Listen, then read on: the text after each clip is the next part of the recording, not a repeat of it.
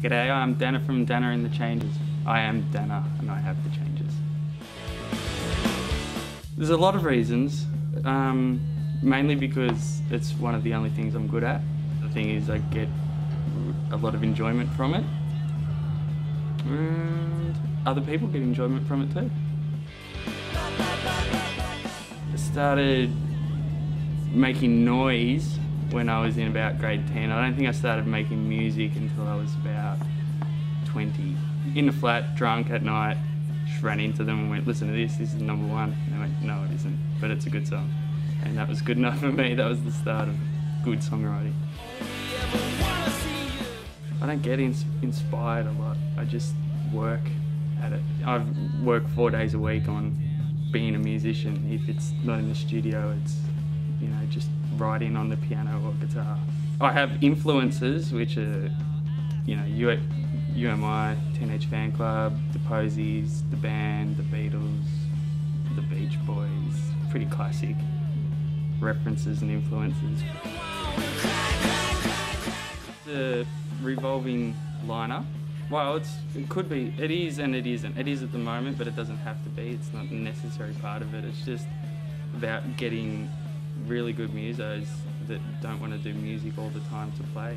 For whatever reason, they might have a family or whatever. They might love their day job, but they can't commit full time to being in a band. And also, being in a band, you can't go in, you need 4 guys basically all married to each other, you know, and they need to all be going in the same direction.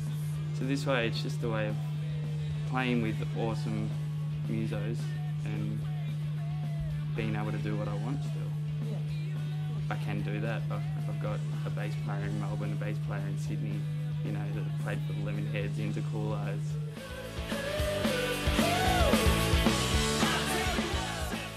We've had a couple of guitarists and a couple of bass players.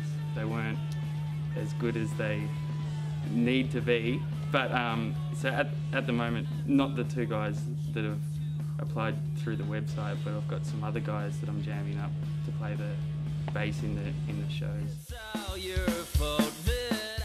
In talks with some overseas labels at the moment, so hopefully if that all works out, I've learnt my lesson not to go ahead and say what's happening before it actually happens, but hopefully if that all works out, we're going to tour on the back of those releases overseas. I'm also producing another artist at the moment called Rachel Crossway, and hopefully just get on to making the next album as soon as possible. But ideally, I want some trumpets and I want a whole orchestra. I can't wait for the strings people to turn up and say, look, I've learned this whole thing with your music. That's what I'm waiting for.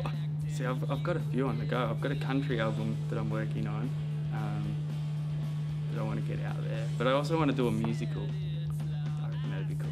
It's on the back burner at the moment. Probably will be for 10 years.